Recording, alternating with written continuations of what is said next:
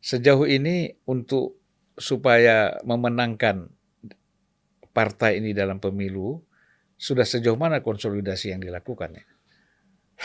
Ya, kalau struktur sudah oke. Jadi kita itu ya memang karena akhirnya adalah membangun tesis baru ya. Akhirnya kita betul-betul bikin sendiri dan melakukan proses kaderisasi yang relatif masif melalui sosial media. Kita punya namanya Akademi Manusia Indonesia yang kita buka ya bagi semua membership kita. Karena sampai pendaftaran kemarin kita punya kader terdaftar 1 juta ya.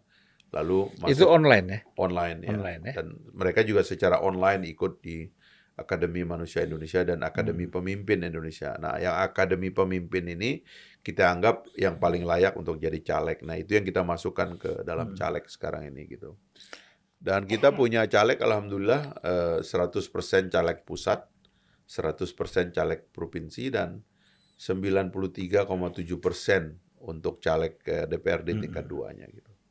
Jadi relatif by structure dan caleg kita cukup luas ya. Kita ada di 100 provinsi, 100% provinsi, 100% kabupaten kota. Mungkin kalau kecamatan mungkin kemarin itu sudah ya 90-an% lah.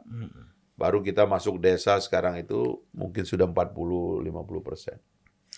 Jadi relatif penerimaan masyarakat kepada tadi yang Bang Sulvan katakan itu karena kebetulan kan ketua umum kita ini juga seorang intelektual, seorang cendekiawan ya, khususnya cendekiawan muslim karena Dan dia ustadz juga. dan ustadz juga karena background-nya luar biasa gitu Iya. ya.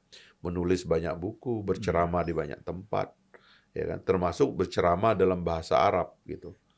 Ya, dan saya kira ini satu-satunya ketua umum partai yang bisa berbahasa Arab gitu dan bisa baca kitab gundul ini, Ya. ya kan? Dan saya melihat ketua umum Bung Fahri ini seorang organisatoris Ya, memang ya. itu luar biasa itu Ya. ya karena saya orang manajemen sebenarnya, belajar ilmu manajemen di UI. Saya tahu betul bacaan-bacaan manajemen beliau lebih advance. Itu sebabnya dia bisa ngelola dan memimpin partai ini sampai ke seluruh Indonesia. Kuat sekali itu cara mengelolanya itu. Nah, jadi by structure, by SDM itu kita sudah pasang. Anak-anak muda yang menjadi motor baru ya, anak-anak intelektual muda yang gabung cukup banyak di semua tingkatan. Dan berikutnya adalah model kontestasi yang kita akan hadapi ini. Inilah masalahnya gitu. Sehingga saya sering mengatakan kalau kontestasinya gagasan, mudah-mudahan kita dapat tempat di mata rakyat. Tapi kalau kontestasinya logistik, memang akan agak berat bagi Gelora. Kalau kita berbicara kontestasi logistik. Tapi kan kita yakin tadi seperti kata Bung Fahri ya, masih ada rakyat yang memang mereka tidak bisa dibayar dengan logistik. Iya. Tapi mereka lebih punya semangat berorientasi pada gagasan. Nah, ini saya kira inilah peluang besarnya. Makanya saya diundang podcast oleh Bang Zulfan. Saya senang karena ini salah satu podcast besar. Tapi juga yang teman-teman yang baru bikin podcast itu saya datang karena apa? Ya jualan kita apa lagi? Ya kan? Mungkin pimpinan partai yang lain sudah nggak ada yang datang ke podcast karena juga nggak ngerti mau ngomong apa begitu. Tapi dia kelihatan lebih efektif karena nggak kosong kalau jalan gitu. Ini kan kita punya problem kita kan itu. Banyak ngomong katanya kan, ya kan, tapi nggak ada sumbangannya. Itu problem kita sekarang ini. Makanya kalau nanti moda pertarungannya logistik kita agak berat.